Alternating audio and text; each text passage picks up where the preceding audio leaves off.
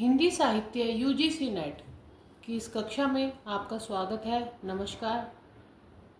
आमोदनी हिंदी साहित्य चैनल में आपका स्वागत है। जैसा कि आप जानते हैं कि इस समय हमारा जो विषय है वह चल रहा है भारतीय काव्य शास्त्र, जिसमें हम काव्य लक्षण पर चर्चा कर रहे हैं। काव्य लक्षण की हमारी 5वीं या 6ठी कक्षा है। तो मुझे उम्मीद है कि आप सबको, ये आशा है कि आप सबको समझ में आ रहा होगा कि हम क्या पढ़ रहे हैं।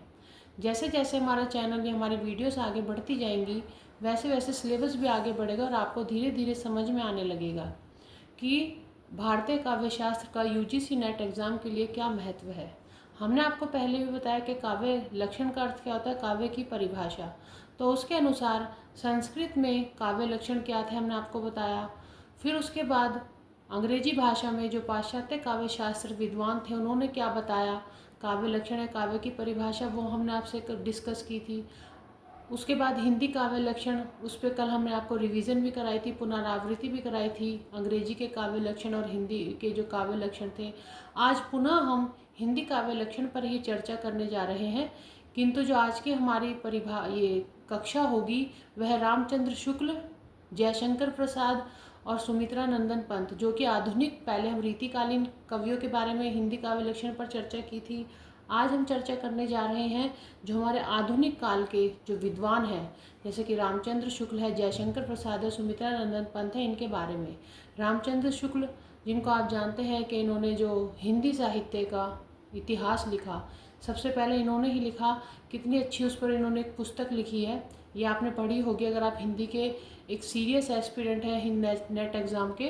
तो जो ये किताब है रामचंद्र शुक्ल की, हिंदी साहित्य के इतिहास, आपको पता है कि कितनी ज़रूरी किताब है वो एग्ज़ाम की तैयारी करने के लिए। उसके बाद जयशंकर प्रसाद है, सुमित्रा नंदन पंत है, ये दोनों ही छायावादी कवि हैं। आपको पता है कि जयशंकर प्रसाद जो नाटकों के लिए, जयशंकर प्रसाद जैसा कि आप जानते हैं अपने नाटकों के लिए ये प्रसिद्ध रहे। इन्होंने जो नाटक लिखे थे और इनके उपन्यास कंकाल, तितली, ईरावती भी काफ़ी फेमस हुए। इन्होंने काव्य, जो इनके काव्य थे, कविताएं थे, आंसू, कामायनी का तो आप जानते हैं कि पूरे छायावाद का एक उपनिषद उसे कहा जाता है। सुमित्रा नंदन पंत जो कि छायावादीन कवि ही थे और इन्होंने भी कितनी अच्छी अच्छी कविताएं लिखी है, ये तो आप सबको पता ही होगा। नहीं पता होगा तो जब हम हिंदी साहित्य के सिलेबस का ये वाला भाग कराएंगे कविताओं का, तब हम आपको इनके बारे में बताएंगे। हमने भारतीय काव्य शास्त्र को सबसे पहले इसलिए लिया ताकि जो हमारा सिलेबस का जो एक भाग है, टफ भाग है, टफेस्ट जिसको पार्ट हम बोलते हैं, पहले हम उसे कंप्लीट कर लें, उसके बाद हम इजी वाला कंप्लीट करेंगे। तो उससे क्या होगा, जब आप टफ को कंप्लीट कर लेंगे, उसको रिवीजन करते रहेंगे, तो बाद में आपको दिक्कत नहीं होगी। आसान को तो आपको पता है हम कभी भी कर सकते हैं।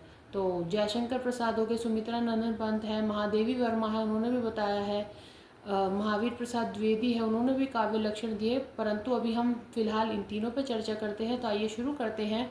रामचंद्र शुक्ल ने क्या कहा। रामचंद्र शुक्ल ने कविता को, जैसा कि आप बोर्ड पर देख सकते हैं इस समय, रामचंद्र शुक्ल ने कविता को जीवन और जगत की अभिव्यक्ति माना है। रामचंद्र शुक्ल क्या कहते हैं, कविता क्या होती है, जो हमारा जीवन है और जो हमारा जगत है या संसार है जिसमें हम रहते हैं, उसकी अभिव्यक्ति, उसको एक्सप्रेस करना क्या है, कविता है।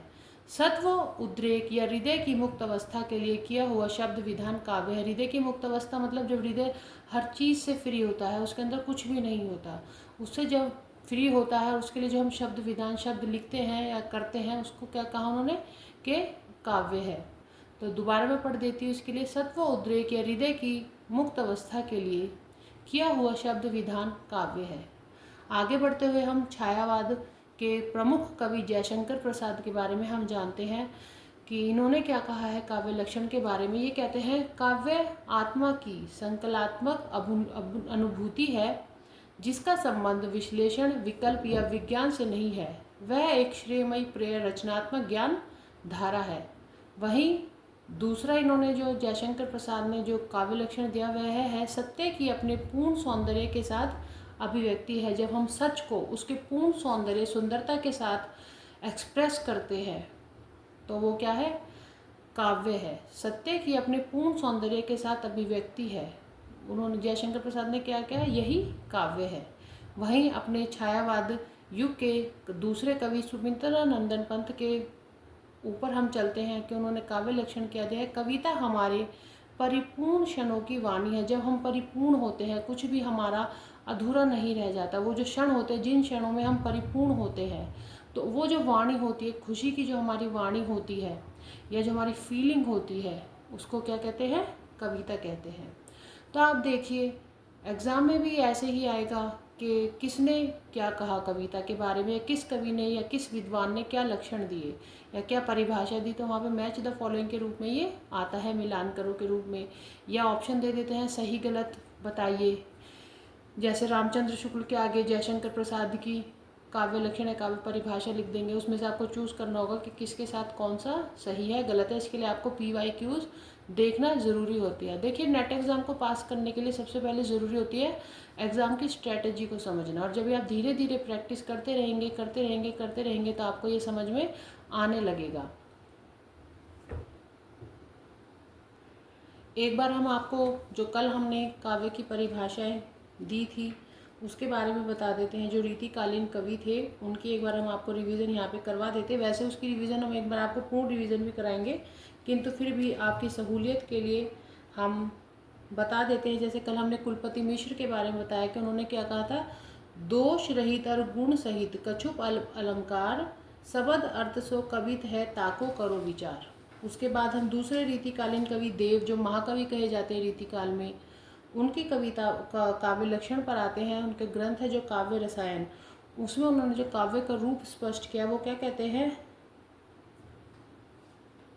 शब्द जीवत ही अरथ मन रस में सुजस शरीर चलत वह जुग छंद गति अलंकार गंभीर।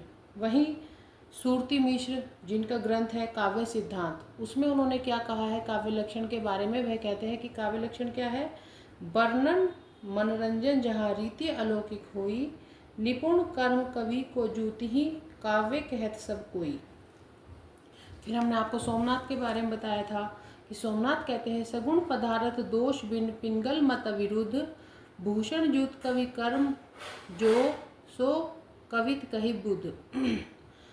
वहीं पे हम आपको महावीर प्रसाद द्विवेदी की भी बता देते, लिखकर हम आपको कल बताएंगे, किंतु अभी एक बार हम आपको महावीर प्रसाद द्विवेदी जो उन्होंने काव्य लक्षण के बारे में क्या कहा, तो वो है कविता प्रभावशाली रचना है जो पाठक या श्रोता के मन पर आनंददायी प्रभाव डालती है। दूसरा वो कहते हैं कि मनोभाव शब्दों का रूप धारण करते हैं, वही कविता है, चाहे वह पद्यात्मक हो चाहे गद्यात्मक। वही महावीर प्रसाद द्विवेदी जो काव्य की परिभाषा है वह तीसरी बात में कहते हैं कि अंतःकरण की वृत्तियों के चित्र का नाम कविता है। तो देखिए जैसे जैसे हम आगे बढ़ते जाएंगे सारी आपकी जो काव्य लक्षण है वह पूर्ण होते जाएंगे। तो जब ये पूर्ण हो जाएगा तो एक कक्षा पूरी हम आपकी 20-25 मिनट जो भी हमें मिलेगा उसमें हम आपका ये एक बार से फिर से पुनरावृत्ति करा देंगे। इससे क्या होगा, जब आप एग्ज़ाम के लिए जाएंगे तो वह धीरे धीरे आपका कंप्लीट होता जाएगा सिलेबस। पर उसके लिए आपको क्या करना है कि कंटिन्यूस आपको प्रयास करना है। ये नहीं आपने आज पढ़ा कल छोड़ दिया, ऐसे नहीं। एक कंटिन्यूटी जब तक आपके, कंसिस्टेंसी जब तक आपके प्रयास में नहीं होगी, आप किसी भी एग्ज़ाम को, ये नहीं कि नेट JRF को ही, किसी भी एग्ज़ाम को आप क्रैक नहीं कर पाते। जैसा कि ये कॉम्पिटिटिव एग्ज़ाम है तो इनमें तो और भी ज़्यादा मेहनत की आवश्यकता होती है। आपने देखा होगा स्कूल में भी जब हम बार बार पढ़ते हैं, एग्ज़ाम देते हैं, तभी हम उनको पास कर पाते हैं। वो तो एक एकेडमिक हमारा हो जाता है एग्ज़ाम्स का, किंतु जो कॉम्पिटिटिव एग्ज़ाम है आपको पता है कि लाखों एस्पिरेंट्स इन एग्ज़ाम्स को देते हैं। तो प्रत्येक एस्पिरेंट की अपनी एक स्ट्रैटेजी होती है। अकॉर्डिंग टू स्ट्रैटेजी अगर हम प्रयास करते हैं तो हम जल्दी ही एग्ज़ाम को क्रैक कर सकते हैं। तो उसके लिए आपको क्या करना पड़ेगा, आपको जैसे जैसे हम सिलेबस को आगे बढ़ाएंगे वैसे वैसे कंटिन्यूटी रखनी पड़ेगी। इसके लिए हमें कौन कौन सी किताबों की आवश्यकता है वो किताब हम आपको बताएंगे एक वीडियो बनाकर। फिलहाल के लिए आप इन काव्य लक्षणों को पुनः या बार बार दोहराते रहे। उससे क्या होगा, आपको ये याद हो जाएगा। कल हमारा काव्य लक्षण का जो टॉपिक है वह कंप्लीट हो जाएगा। इसके बाद जो वीडियो आएगी उसमें काव्य लक्षण का हमारा ये टॉपिक कंप्लीट हो जाएगा। आपसे अनुरोध है कि सारी वीडियोस को देखें और बार बार उसे रिवाइज करते रहें। कल ये काव्य लक्षण का जब कंप्लीट हो जाएगा तो आगे हम बढ़ेंगे फिर काव्य के तत्व की ओर। तो आज के लिए धन्यवाद।